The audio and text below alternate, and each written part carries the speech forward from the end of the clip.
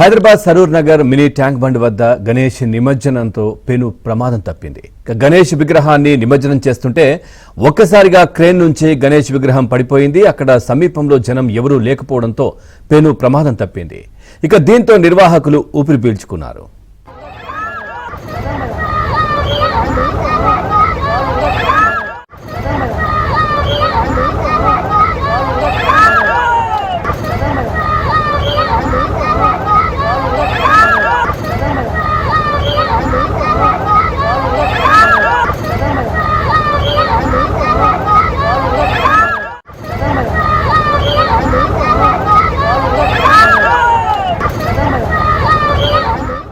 Hyderabad Saroor Nagar mini tank bund వద్ద గణేష్ నిమజ్జనంతో పెను ప్రమాదం తప్పింది.